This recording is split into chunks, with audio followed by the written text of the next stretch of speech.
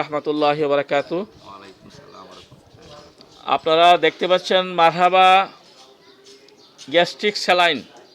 মারহাবা gastric saline খাওয়ার পরে একজন রুগী, তার বাড়ি হচ্ছে কুলিয়ারচর ডিগ্রি কলেজের পাশে।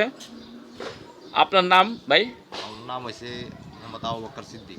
মোহাম্মদ আবু বকর সিদ্দিক। আপনি আমার এই যে গ্যাস্ট্রিক স্যালাইনটা এটা কতদিন যাবৎ খাইতেছেন?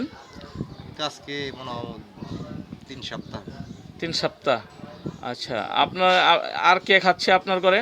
আমার ওই আপনার ওয়াইফ খাচ্ছে।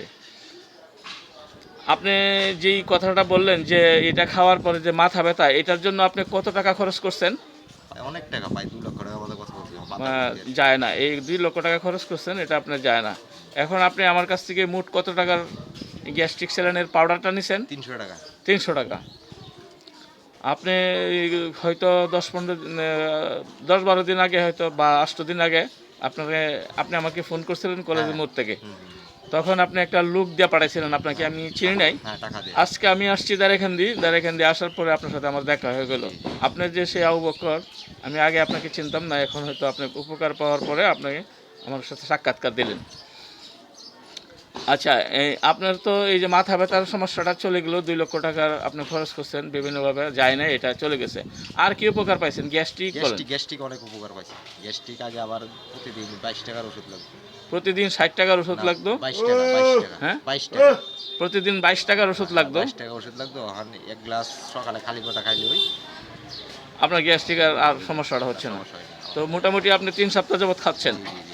তো আপনি কি মনে করতেছেন এই এলাকায় যদি এটা আমরা প্রচার করি বা এই এলাকার সবাইকে আমরা ওষুধটা খাওয়াইতে পারি, তাহলে মানে গ্যাস্ট্রিক, আলসার এগুলি আমরা নির্মূল করতে পারবো? ইনশাআল্লাহ। তো এগুলি যে মানুষের বিভিন্ন মাথা ব্যথা, ঘাড় ব্যথা আছে, এগুলি ইনশাল্লাহ আপনি কি মনে করেন যে এটা আমরা নির্মূল করতে পারবো? ইনশাআল্লাহ। তো আমি বলবো এলাকার যারা বিএনপি, আওয়ামী লীগ এবং জামায়াতে ইসলামের যারা নেতা আছেন, তাদের সহযোগিতায় আমরা চাবো। এই একজন ব্যক্তি আবু বকর সিদ্দিক, ওনার যে ভাষ্য আপনারা শুনলেন, শোনার পরে আপনারা যারা এই এলাকায় বিভিন্ন নেতা আছেন বিভিন্ন দলের এবং সমাজের গণ্যমান্য ব্যক্তি যারা আছেন, তাদের সহযোগিতায় অথবা আমাদের আইন প্রশাসনের সহযোগিতায়, কুলিয়ারচর থানার সহযোগিতায়, ইউনো সাহেবের সহযোগিতায় এই ওষুধটা আমরা যাতে কুলিয়ারচর থানায় বা ভৈরব থানায় সকল জায়গায় সম্প্রচার করতে পারি, সবাই যাতে আমাকে সহযোগিতা করতে পারে, এই রকম কি আপনি মনে করতেছেন? সবাই আমাকে সহযোগিতা করা উচিত? ইনশাআল্লাহ সবাই করার উচিত। ওকে, তো এই বলে আমি আমার বক্তব্য শেষ করলাম। আসসালামু আলাইকুম ওয়া রাহমাতুল্লাহ।